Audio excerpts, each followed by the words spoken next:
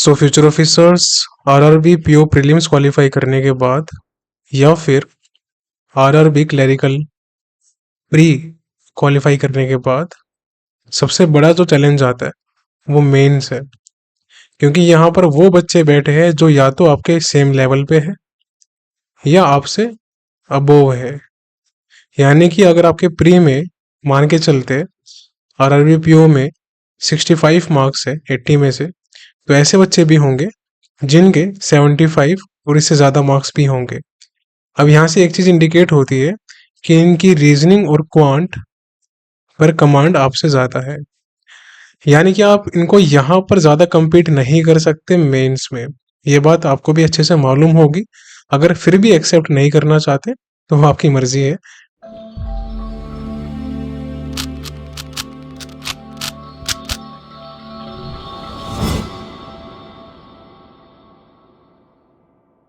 But ये reality है। अगर कोई आपसे 10 नंबर ज़्यादा लेके आ रहा है प्री में, तो इसका यही मतलब है कि उसका अर्थमेटिक पे कमांड भी अच्छी होगी आपसे बेटर, और उसकी स्पीड भी अच्छी होगी, प्लस उसकी एक्यूरेसी भी अच्छी होगी। अब आप स्पीड और एक्यूरेसी में थोड़ा बहुत उससे compete कर सकते हो, लेकिन बाकी जो सेक्शन है वहां पर उससे लीड जनरेट करना ये रियल चैलेंज है। लेकिन मैं आपको बताऊंगा कि इसको compete कैसे करना है और कैसे अपना सिलेक्शन आपको सर्टेन करना है। तो सबसे पहला क्वेश्चन यहाँ पर है कि who should prepare for RRB PO mains, किसको प्रिपरेशन करनी चाहिए। तो अगर आपकी परसेंटाइल 70 प्लस आ रही है, 70% प्लस, ये मैं परसेंटाइल की बात कर रहा हूँ, एक्यूरेसी की बात नहीं कर रहा, ठीक है। तो आपको मेंस की तैयारी शुरू कर देनी है अभी से। और इसमें आपको क्या लेके चलना है साथ में, सबसे पहले करंट अफेयर्स ये ऐड करो। उसके बाद इंग्लिश या हिंदी या कोई भी रीजनल लैंग्वेज जो कि आप सिलेक्ट करने वाले हो उसकी प्रैक्टिस करनी है आपको इसके साथ। और तीसरा कंप्यूटर सेक्शन, इन तीनों को आपको अभी से साथ में लेके चलना है। ये मैंडेटरी रहेगा कब तक, RRB PO and RRB clerical mains तक, सॉरी प्री तक। अब यहाँ पर इसके जो प्री है वो मिड अगस्त में फिनिश हो जाएंगे। फर्स्ट वीक ऑफ अगस्त में आरआरबी का प्री है, आरआरबी पीओ का, and second week of August में आरआरबी क्लरिकल का प्री है, राइट। अब उसके बाद आपके पास लगभग से 6 से 7 हफ्ते बचेंगे, 6 to 7 वीक्स आपके पास है। अब इन 6 to 7 वीक्स में क्या स्ट्रेटेजी होनी चाहिए वो मैं आपको बताऊंगा। और बाकी जिन बच्चों का परसेंटाइल 70 से नीचे आ रहा है, तो आप अभी 15-20 दिन या 1 महीना भी प्री तक पूरा फोकस अपने परसेंटाइल को ऊपर लाने में लगाओ। आइडियल जो परसेंटाइल है जो कि आना चाहिए एक बच्चे का, वो 80 है। अगर आपका 80 परसेंटाइल से ज़्यादा आएगा तो आप आराम से कोई भी प्री क्वालिफाई कर सकते हो, और इतना आराम से लाया जा सकता है। आपके पास अभी 4 वीक्स का टाइम है, डेली 3 से 4 मॉक लगाओ। और जैसा मैंने मॉक टेस्ट और एनालिसिस की वीडियो में बताया है, बस उसको फॉलो करते रहना। अगर आपने नहीं देखी तो यूट्यूब चैनल पे जाके देख लेना, सारी वीडियोस अवेलेबल है, एनालिसिस नाम से है और एक मॉक टेस्ट नाम से है, दोनों देख लेना। तो ये तो हो गया हमारा फर्स्ट पॉइंट क्लियर। और जो बच्चे जिनकी अभी परसेंटाइल 70 से नीचे है, यानी कि 30 होगी, 40 होगी, 50 होगी, तो अभी आपको पूरा 1 महीना सिर्फ फोकस करना है अपने प्री के परसेंटाइल इंक्रीज करने पे। जब आपका प्रीलिम्स हो जाएगा उसके बाद मेंस के लिए क्या करना है I will tell you all, तो उसकी टेंशन मत लो अभी। अभी फोकस सिर्फ इस पे करो। हाँ, एक काम कर सकते हो, इसके साथ इंग्लिश को साथ में लेके चलो, बस ये काम कर लेना। अगर करंट अफेयर्स भी साथ में लेके चलना चाहते हो तो बहुत अच्छी बात है, ताकि आपके एसबीआई और आईबीपीएस में हेल्प करे आपकी, तो ये भी आप कर सकते हो। अब सेकंड क्वेश्चन आता है कि मेंस में हाई मार्क्स कैसे फैच करने हैं। तो देखो, हाई मार्क्स फैच करना एक आर्ट है, यहाँ पर कुछ टेक्निक्स होती है, सिर्फ एफर्ट काम नहीं आता। ब्लाइंडली एफर्ट करोगे तो रिजल्ट जैसा आप चाहते हो वैसा नहीं आएगा, और आपने करके देख भी लिया होगा। सबसे पहले ये आप समझो कि रीजनिंग और क्वांट जो आता है आरआरबी पीओ में एंड क्लरिकल में, वो 40-40 क्वेश्चन आते हैं दोनों में, जो कि 50 मार्क्स के होते हैं इंडिविजुअल। अब यहाँ पर सबसे बड़ा इशू ये आता है कि अभी तक आरआरबी में कंपोजिट टाइम है, यानी कि पूरा आपको 120 मिनट का टाइम दिया जाएगा। अभी तक कोई भी ऐसा सेक्शनल का टाइम नहीं आया है ऑफिशियली, तो उसको हम अभी लेके नहीं चलेंगे, हम कंपोजिट टाइम ही मानेंगे, ये भी आपको मान के चलना है, राइट। अब यहाँ पर उसके बाद इंग्लिश आता है आपका, या फिर हिंदी, जो भी आप चूज करोगे। उसमें आपके 40 क्वेश्चन आएंगे, जो कि 40 मार्क्स के रहेंगे। उसके बाद करंट अफेयर्स आएगा, अगेन 40 क्वेश्चन, 40 मार्क्स के। देन कंप्यूटर आएगा, इसमें 40 क्वेश्चन रहेंगे लेकिन 20 मार्क्स के रहेंगे, यानी कि एक जो क्वेश्चन होगा आपका वो 0.5 मार्क्स का रहेगा। अब यहाँ पर टाइम मैनेजमेंट जो कर लेगा वो आराम से एग्जाम क्वालिफाई कर लेगा। तो फर्स्ट कंडीशन है कि आपको टाइम मैनेजमेंट करना आना चाहिए, और सेकंड कंडीशन है कहाँ पर कितना टाइम डिस्ट्रीब्यूट करना है। सो पर्टिकुलर सेक्शन की इंपॉर्टेंस, पर्टिकुलर सेक्शन जो भी होगा, reasoning, quant, English, current affairs, कहाँ कितना टाइम देना है उसकी डिफिकल्टी लेवल के हिसाब से वो आपको उसी टाइम डिसाइड करना होगा एग्जाम देखते हुए। और तीसरी चीज, स्किप क्या करना है, कौन कौन से क्वेश्चन स्किप करने हैं जहां पर आपको स्टक नहीं होना और टाइम वेस्ट बिल्कुल भी नहीं करना, ये सबसे इंपॉर्टेंट है। अब यहाँ पर सुनो ध्यान से, मेंस में अगर आपको हाई स्कोर करना है तो एक चीज ध्यान रखो कि जो बच्चे रीजनिंग और क्वांट आपके साथ प्री में क्वालिफाई करके जा रहे हैं वो लगभग आपके लेवल के हैं या आपसे थोड़ा बहुत ऊपर भी हो सकते हैं। इनको आप यहाँ पर compete नहीं कर सकते, ये बात आप अच्छे से समझ लो। ये मैं बात कर रहा हूँ आरआरबी पीओ मेंस की, ये इसकी स्पेशलिटी है। देखो बहुत कम सीट्स होती है, और जो बच्चे प्री क्वालिफाई करते हैं वो अच्छे लेवल के होते हैं, तो मजाक की बात नहीं है उनको compete करना है रीजनिंग क्वांट में। लेकिन इनको आप compete कर सकते हो तीन जगह, बहुत ब्रूटली, बहुत बुरी तरीके से। एक है इंग्लिश या हिंदी, या जो भी आप रीजनल लैंग्वेज लेना चाहते हो। अगर उनके एवरेज मार्क्स मान लो इसके अंदर लगभग 12 से 15 के बीच में आ रहे हैं 40 में से, तो आपके यहाँ पर मार्क्स आने चाहिए 25, 26, 27, 28 ऐसे करके 40 में से। तब आप इनसे यहाँ पर लगभग 10 से 15 मार्क्स की लीड जनरेट कर लोगे, पहली चीज। फिर आता है करंट अफेयर्स सेक्शन, जो अच्छो अच्छो की हवा निकाल देता है एक्चुअली मेंस में, क्योंकि एक तो रिसोर्स नहीं है अच्छा, तो बच्चों की गलती नहीं है। रिसोर्स अच्छा होगा तो ऑब्वियस सी बात है वो मार्क्स फैच करेंगे। अब 200, 250, 400 पेज की पीडीएफ उनको मिलेगी, वो डेली के लेक्चर, उसके नोट्स बनाना, फिर रिवीजन करना, क्या रिलेवेंट है क्या इरिलेवेंट है वो फिगर आउट करना, तो मजाक की बात नहीं है। जो बच्चे इंटरव्यू दे के आ रखे हैं या जिन्होंने बार बार मेंस फेस किया होगा उनको अच्छे से मालूम होगा कि करंट अफेयर्स के अच्छे सोर्स की इंपॉर्टेंस क्या है।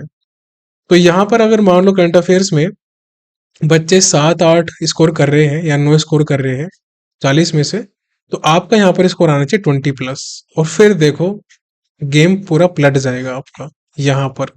ये सबसे इंपॉर्टेंट है इंग्लिश के बाद, इंग्लिश, हिंदी या जो भी आप लैंग्वेज लोगे। फिर उसके बाद आता है कंप्यूटर सेक्शन।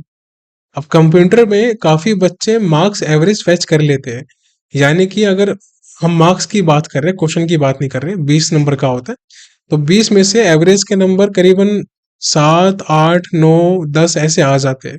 तो यहाँ पर अगर आपने बहुत अच्छा कर लिया तब भी आपके 12, 13 या 14 मान सकते हैं, लेकिन ज्यादा भी करना फेच पॉसिबल नहीं हो पाता क्योंकि फाउंडेशन है। तो यहाँ पर आप लगभग 5 नंबर या 6 नंबर, 7 नंबर के आसपास लीड जनरेट कर सकते हो यहाँ पर। अब यहाँ सबसे इंपॉर्टेंट बात ये है, ध्यान से देखो, अगर आपने इंग्लिश, हिंदी या जो भी आपकी रीजनल लैंग्वेज है मेंस में, अगर आपने वहां पर 10 मार्क्स का भी गैप ले लिया इनसे, फिर आपने 10 मार्क्स का गैप ले लिया करंट अफेयर्स में, तो यहाँ आपका 20 मार्क्स हो गया। और अगर कंप्यूटर में इनकेस आप ज्यादा उनसे ज्यादा मार्क्स नहीं ला पाए तो भी कोई इशू नहीं है, आपके यहाँ पर 20 मार्क्स अभी है। अब मान के चलते हैं यहाँ पर दो कंडीशन है, एक स्टूडेंट ए है, एक स्टूडेंट बी है, और यहाँ पर सब्जेक्ट्स है, ये रीजनिंग है, ये क्वांट है, ये करंट अफेयर्स है, ये इंग्लिश है एंड ये कंप्यूटर है। ठीक है, ये हमारे 5 सब्जेक्ट्स है। अब मान लो कि रीजनिंग में और क्वांट में कोई बच्चा बहुत अच्छा है, तो उसके मार्क्स 50 में से 40 आ जाते हैं रीजनिंग में, और आपके आते हैं यहाँ पर लगभग 30। ठीक है, फिर इसके क्वांट में अगेन 30 के आसपास आ जाते हैं, और आपके यहाँ पर आते हैं 20। करंट अफेयर्स में इसके 5, 7 ऐसे नंबर आते हैं। इन केस अगर, क्योंकि बहुत एक्सेप्शनल बच्चे होते हैं जिनकी करंट अफेयर्स भी स्ट्रांग हो, क्वांट भी स्ट्रांग हो, रीजनिंग स्ट्रांग हो, इंग्लिश भी स्ट्रांग हो, बहुत ही रेयर होते हैं। मतलब कोई शायद 1000 में से 5 होते होंगे, या 20 मान लेते चलो मैक्सिमम, इससे ज्यादा नहीं होंगे। और ये अगर आपको यकीन नहीं हो रहा तो स्कोर कार्ड्स निकाल के देख लेना, लास्ट ईयर के जो बच्चे होंगे सिलेक्ट, या जो जिन्होंने मेंस दिया होगा उनके स्कोर कार्ड से आपको आइडिया लग जाएगा। तो यहाँ पर उनके आगे 5, 7 नंबर या 8 नंबर, आपके यहाँ पर आगे 20, 22, 25 ये नंबर। अब लग रहा है कि सर ये कैसे पॉसिबल है, बताऊंगा आगे। इंग्लिश में उनके आ जाएंगे मान लो 15 तक, या हिंदी या जो भी आप सब्जेक्ट लोगे, और आपके यहाँ पर 25 तक मार्क्स आ गए। अब देखो, और कंप्यूटर में चलो सेम मान के चलते हैं, दोनों के मार्क्स सेम है। अब यहाँ पर डिफरेंस क्या है? सो अब यहाँ पर एक चीज देखो, अगर ये स्टूडेंट ए इंटेलिजेंट है, जिसके कि रीजनिंग और क्वांट में लगभग 70 मार्क्स आ गए, और आपके यहाँ पर 50 नंबर आए हैं, यानी कि अभी जो स्टूडेंट ए है वो आपसे +20 ज्यादा चल रहा है बी से। ठीक है। उसके बाद अब क्या होगा सिचुएशन, कि जो स्टूडेंट ए है और बी है, उसमें ए के मार्क्स करंट अफेयर्स में 8 मान लेते हैं, और आपके 20 मान लेते हैं। तो अभी आप करंट अफेयर्स में इससे लगभग 12 ज्यादा हो, +12। फिर इंग्लिश, हिंदी या जो भी आप सब्जेक्ट लोगे, उसमें अगर आप इससे 7, 8 नंबर भी एक्स्ट्रा ले लोगे, 7 या 8 मान के चलते, तो यहाँ पर आप इसके लेवल पे पहुंच चुके। अगर इसका सिलेक्शन होगा ना इंटरव्यू के लिए, तो आपका भी होगा। यह है कि स्पेशलिटी इसकी। तो अगर आपका क्वांट रीजनिंग ज्यादा स्ट्रोंग नहीं है, या ज्यादा टाइम नहीं दे पाओ उसको, तो यहाँ से आप कवर कर सकते हो करंट अफेयर्स में इंग्लिश, हिंदी, या फिर जो भी आपका सब्जेक्ट होगा रीजनल वाला। एंड कंप्यूटर में अगर आपके 2, 4 नंबर एक्स्ट्रा और आ गए, तब तो और अच्छी बात है। कंप्यूटर की मैंने सेपरेट स्ट्रेटेजी बताई है कैसे क्या करना है, वो आपको मैं वीडियो कमेंट सेक्शन में और इस वीडियो के डिस्क्रिप्शन बॉक्स में डाल दूंगा, आप देख लेना। तो ये हमारा कंप्लीट हो चुका है। तो ये आपको समझ में आ रहा होगा कि कैसे आपको स्कोर हाई करना है मेंस में। करंट अफेयर्स, इंग्लिश, हिंदी या जो भी आपकी रीजनल लैंग्वेज है उस पर काम करो, और साथ साथ कंप्यूटर पे काम करो। और जब आपका आरआरबीपीओ का प्री हो जाए फिनिश, उसके बाद आपको मेंस में रीजनिंग और क्वांट की प्रैक्टिस शुरू कर देनी है। समझ आया इतना? अगर आपके पास टाइम है अभी, तो अभी भी कर सकते हो, कोई इशू नहीं है। इन केस टाइम नहीं बचता तो बाद में कर लेना, एक ही बात है, आराम से हो जाएगा। 6, 7 हफ्ते का टाइम है, इजीली हो जाएगा। अब थर्ड पे आते हैं, टाइम डिस्ट्रीब्यूशन टेक्निक। तो देखो रिसेंटली क्या हो रहा है, अभी लास्ट 2 सालों से स्पेशली जो जीए सेक्शन है थोड़ा सा लेंदी आ रहा है, मतलब टाइम टेकिंग आ रहा है। तो यहाँ पर आपका 15 से 20 मिनट लग जाता है एक्चुअली में। और कंप्यूटर में भी आपका लगभग मान के चलो 10 से 15 मिनट लग ही जाता है, अगर थोड़ा सा उसने स्टेटमेंट लेंदी कर दी। तो यहाँ आपका लगभग 30 मिनट्स जाएगा जाएगा, और इतना आपको निकाल के रखना है अगर आप इनको स्ट्रोंग कर रहे हो तो, और करना भी चाहिए। इंग्लिश या हिंदी या जो भी आप सब्जेक्ट लोगे रीजनल, उसमें आपको करीबन 25 मिनट तो देना ही देना है। और 25 मिनट में 40 में से कोशिश करना कम से कम 35 क्वेश्चन कर सको। राइट। रीजनिंग और क्वांट, अब देखो यहाँ पर आपका 30 मिनट ये हो गया, एंड 25 मिनट ये, तो टोटल आपका यहाँ पर टाइम हो गया 55 मिनट का। ठीक है, 55 मिनट। यानी कि अब आपके पास बचते हैं 65 मिनट्स, 65 मिनट के आसपास। अब यहाँ पर आप रीजनिंग और क्वांट में जो भी आपका स्ट्रॉन्ग सब्जेक्ट हो, उसमें आप टाइम ज्यादा दे सकते हो। जैसे मान लेते हैं आपका रीजनिंग में आ, आपका कमांड अच्छा है, तो आपने यहाँ पर इसमें 35 मिनट दे दिए, या फिर 40 मिनट दे दिए। और क्वांट में बाकी के आप 20 मिनट, 20, 25 मिनट दे सकते हो आराम से। इस तरीके से आपको इसको कवर करना पड़ेगा। समझ आई मेरी बात? अगर आपका क्वांट स्ट्रोंग है तो रीजनिंग में वाइस वर्सा। इन केस अगर आपका करंट अफेयर्स वगैरह स्ट्रोंग नहीं है, एकदम गिरा पड़ा है, बस 5, 7 नंबर आ जाए, तो फिर आप बस 5, 7 क्वेश्चन करके जितना आपको आते हैं, और बाकी टाइम सेव करके 10, 15 मिनट अपना रीजनिंग क्वांट में दे देना। लेकिन मेक श्योर कि करंट अफेयर्स में फेल मत हो जाना। बहुत बच्चे आरआरबी में करंट अफेयर्स में फेल होते हैं बहुत बुरी तरीके से, है हकीकत है, क्योंकि लेवल अच्छा आता है इसका। अब आते हैं अगली चीज पे। तो ये मैंने आपको बताया कि कैसे आपको टाइम डिस्ट्रीब्यूट करना है। इस चीज को लिख लेना सबको, और अपने अकॉर्डिंग इसमें इंप्लीमेंट करना हो, कुछ मॉडिफिकेशन करना हो तो कर लेना। अब करंट अफेयर्स करना कैसे? देखो, आप कोई भी सोर्स फॉलो कर रहे हो, सारे सोर्स अच्छे होते हैं, मैं किसी को बुरा नहीं बोलता, सारे टीचर्स अच्छे हैं, सबको एक्सपीरियंस है। लेकिन अब यहाँ पर बात, मेरी कुछ कंडीशंस है। अगर आप डेली नोट्स बना रहे हो तो आपको आरआरबी पीओ के लिए कम से कम अप्रैल 2024 से लेकर एंड सितंबर मिड तक की करंट अफेयर्स करनी है। यानी कि आप लगभग 1 घंटा लेक्चर देखोगे, या 1.5 भी हो सकता है, डेली बेसिस का कई टीचर्स करते हैं ऐसा। प्लस उसका 1 घंटा आप नोट्स में लगाओगे, प्लस 1 घंटा उसका रिवीजन में जाएगा। तो लगभग 3.5 से लेकर 4 घंटे आपके डेली के जाएंगे कहाँ पर, करंट अफेयर्स के अंदर। अब अगर आपका टाइम स्टडी का 8 घंटे है या 9 घंटे है, तो 4 घंटे तो आपके यहीं चले गए। अब बाकी 4 घंटे आप क्या करोगे, कैसे आप प्रैक्टिस मेंस की करोगे, रीजनिंग क्वांट की, कैसे आप इंग्लिश करोगे, हिंदी करोगे प्रैक्टिस, और कैसे आप प्री के मॉक लगाओगे, क्वेश्चन यहाँ पर यह आता है। प्लस कैसे आप कंप्यूटर को याद करोगे और रिवीजन करोगे। अब यहाँ पर सुनो, जो मैं लेक्चर करवा रहा हूँ करंट अफेयर्स के राइट अप्रोच पे, वो जाके देखना, आपको बहुत पसंद आएंगे।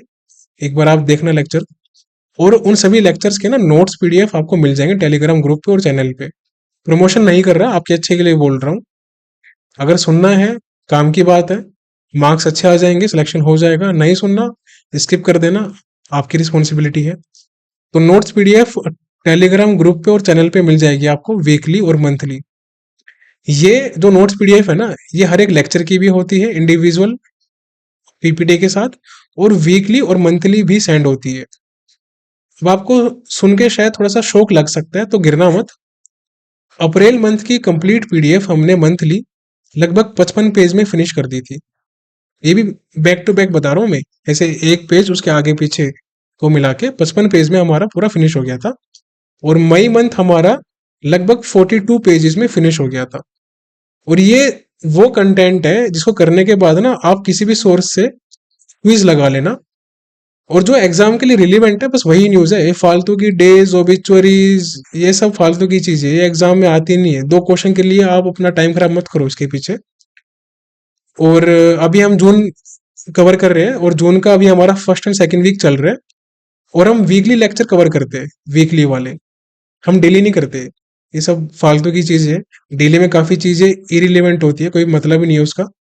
आपकी एक मंथ में 50 तो डेज की न्यूज है, और इतनी आपकी ओबिचुअरीज है, और 6 महीने की मिला के आपकी मान के चलो 300 आपकी डेज होंगे, 300 आपके ओबिचुअरीज होगी, उसके अलावा 400-500 आपके अपॉइंटमेंट्स होंगे। कहाँ से याद रहेगा इतना, मतलब ही नहीं है। तो एग्जाम में तो आपके 5-7 नंबर आने ही आने हैं।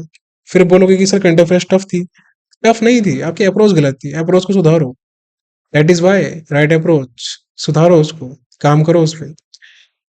तो हम वीकली कर रहे हैं, जाके इसकी प्लेलिस्ट में देख लेना आप।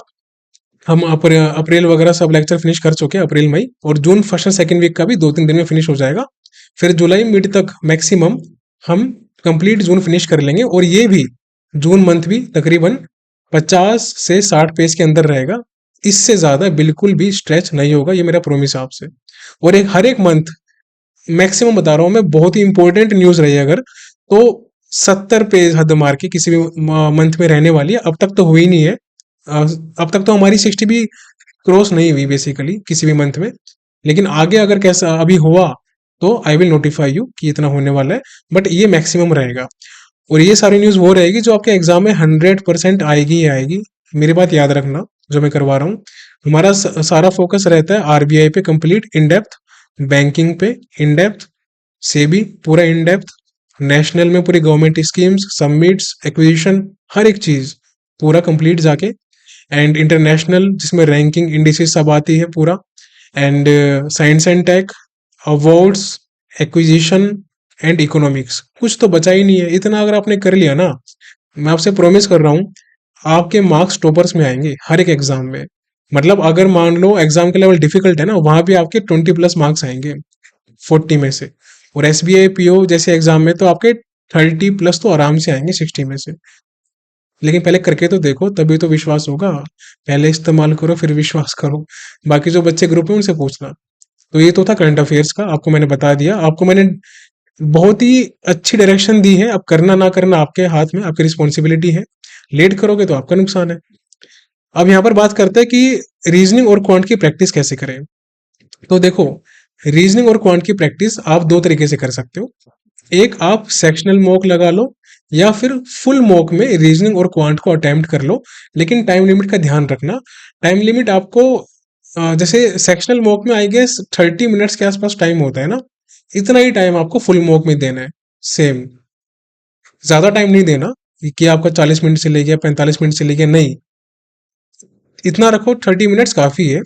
एग्जाम में आपकी जो बाकी का टाइम होगा 10-15 मिनट, उसमें आप वहां पर क्वेश्चन कर लोगे, उसकी उसकी टेंशन मत लो।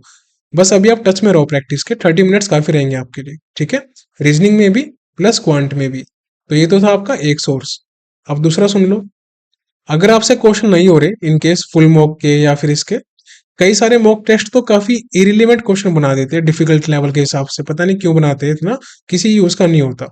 अगर मैं रिकमेंडेशन करूं आपको, तो देखो, दो मॉक तो हमेशा अपने पास रखो जो कि बहुत ही एलाइट लेवल के हैं, ओलिव बोर्ड का और एक स्मार्ट कीड़ा का। स्मार्ट कीड़ा में हो सकता है कि क्वेश्चन डिफिकल्ट आ जाए, डिफिकल्ट यानी कि ट्रिकी आ जाए, कहने को ये है, लेकिन लेवल इसका भी अच्छा होता है और ओलिव बोर्ड भी अच्छा होता है। सेकंड पे प्रैक्टिस मॉक रख सकते हो, और इसके साथ थर्ड पे आप टेक्स्ट बुक अड्डा जो रखना चाहो वो रख सकते हो, वो आपकी मर्जी है। लेकिन ओलिव बोर्ड को जरूर कंसिडर करना, बहुत ब्रिलियंट मॉक है, ऑनेस्टली बता रहा हूँ। बाकी जो बच्चे एग्जाम क्वालिफाई करते हैं, प्री मेंस इंटरव्यू तक जाते हैं, वो सब यही फॉलो करते हैं, मैक्सिमम, मैक्सिमम बता रहा हूँ, 90% तक यही फॉलो करते हैं। सो ये आपको सोर्स बता दिया। दूसरा सोर्स है, आप वीडियोस से भी प्रैक्टिस कर सकते हो, यूट्यूब वीडियोस वगैरह, या जो भी आपने पेड लिया होगा वहां से प्रैक्टिस कर लो, वो भी सफिशिएंट रहेगा, काफी हेल्पफुल रहेगा आपके लिए, ठीक है। ये सब लिख लेना। अब कितना टाइम देना है वीडियोस को, तो वो आप पे डिपेंड करता है। अब देखो, जैसे एग्जाम्पल के तौर पे मान लो आप 8 घंटे स्टडी कर रहे हो। अच्छा, एक चीज तो बताना भूल ही गया मैं, सबसे इंपॉर्टेंट, मैंने आपको बताया था यहाँ पर कि करंट अफेयर्स में कितना टाइम आपका जाने वाला है, ये यहाँ पर, ठीक है ना, ये रहा। मतलब 1-1.5 घंटे का आपका लेक्चर होगा, 1 घंटे आपके नोट्स के, 1 घंटा रिवीजन का, तो 3.5 से 4 घंटे आपके करंट अफेयर्स में जाएंगे, अगर आप कुछ भी ऐसे ही फॉलो करते हो तो। लेकिन अगर आप राइट अप्रोच को फॉलो करते हो, नोट्स पीडीएफ फॉलो करते हो, तो सबसे पहला बेनिफिट, आपको खुद के नोट्स नहीं बनाने, तो आपका वहां से 1 घंटा कंप्लीट सेव हो गया, पहली चीज। दूसरा, लेक्चर्स डेली के नहीं है, वीकली लेक्चर्स है, और उनकी भी लेंथ मैक्सिमम लेक्चर की 30 मिनट्स के आसपास है। तो कितना टाइम सेव हो गया आपका, एक्स्ट्रा 1 घंटा और। तो यहां से आपके 2 घंटे सेव हो गए। 2 घंटे सोच के देखो, 2 आवर्स। आपको नोट्स नहीं बनाने, सारे नोट्स हम बना रहे हैं, बस आप उसको फॉलो करो, उसका प्रिंट आउट निकलवाओ, मल्टीपल टाइम्स रिवीजन करो। टॉपर्स में मार्क्स नहीं आए तो बोलना, लेकिन 8 से 10 बार रिवीजन करना पड़ेगा, ये बात मेरी मान लो। अगर रिवीजन नहीं किया, अगर 2-3 बार रिवीजन करके छोड़ दिया, फिर भूल जाना, फायदा नहीं है। फिर चाहे आप कोई भी सोर्स फॉलो कर लो, कोई फायदा नहीं है। कम से कम बता रहा हूँ, एकदम लीस्ट से लीस्ट भी 6 से 7 बार तो रिवीजन करना ही करना, एकदम लीस्ट से लीस्ट। लेकिन अगर ब्रिलियंट मार्क्स चाहिए तो 8 बार तो रिवीजन करना पड़ेगा, 8 से 10 बार, ये बात मैं आपको ओपनली बोल रहा हूँ। तो यहाँ पर आपके 2 घंटे सेव हो गए, यानी कि अब आपको 30 मिनट्स सिर्फ लेक्चर को देने हैं। बहुत ही इंपॉर्टेंट लेक्चर है, 1 घंटे का होगा, वो भी वीक में शायद 6-7 लेक्चर होते हैं, पूरे पूरे मंथ में ऐसे लेक्चर। बाकी मैक्सिमम लेक्चर आपके 30 से लेकर 40 मिनट्स तक में सॉर्ट आउट हो जाते हैं। तो और उसके बाद आपके देखो, जो 4 घंटे आपके लेक्चर में जा रहे थे, डेली वाले या जो भी आप फॉलो कर रहे हो, तो यहाँ से आप 2 घंटे निकाल दो।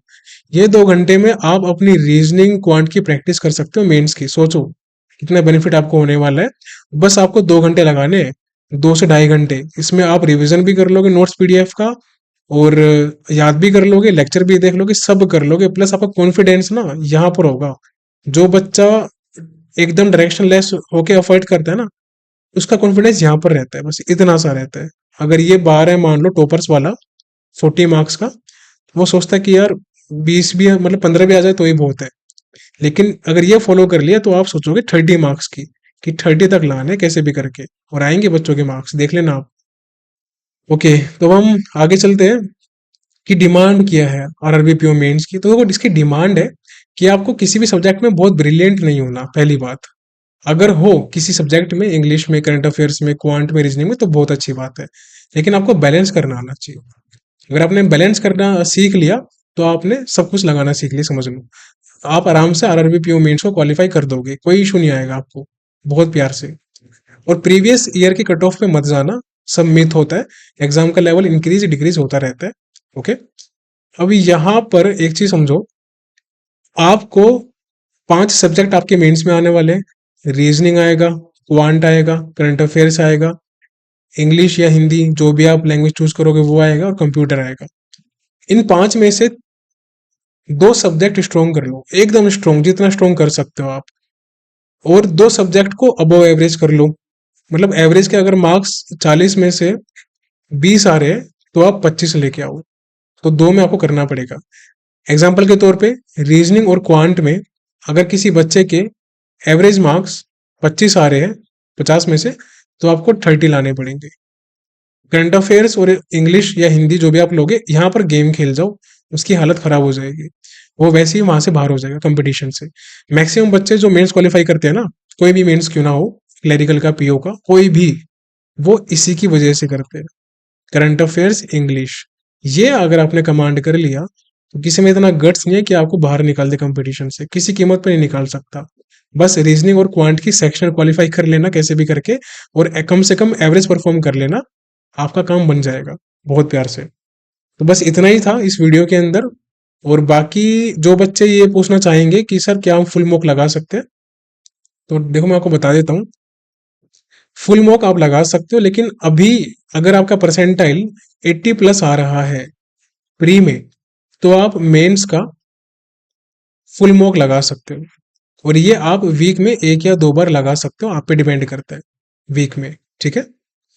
और ये विदाउट टाइमर देना है या विद टाइमर देना है, फर्क नहीं पड़ता।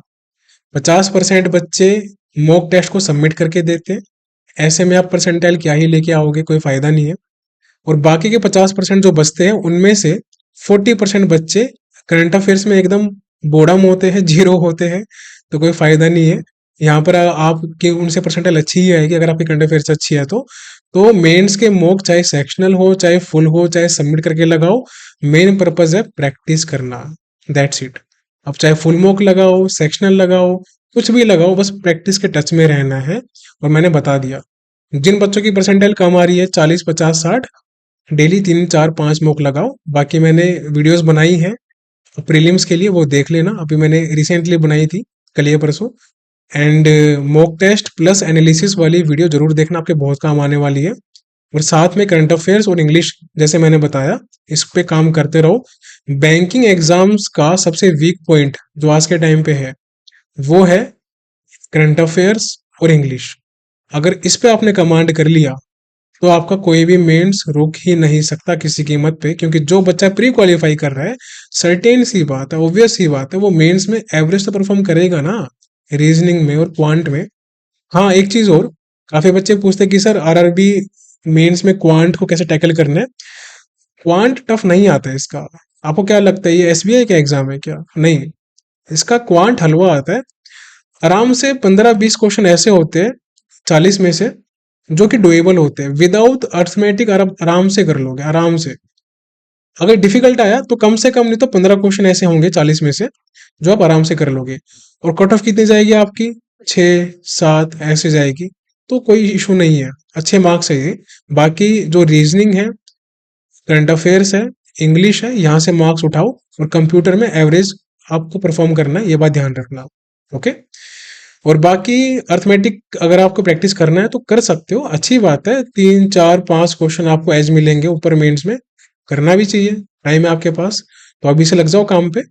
एंड सभी चीजों को नोट डाउन कर लेना अच्छे से जो मैंने बताई। और करंट अफेयर्स के लिए एक बार तो आना पड़ेगा बिना ये काम नहीं चलेगा।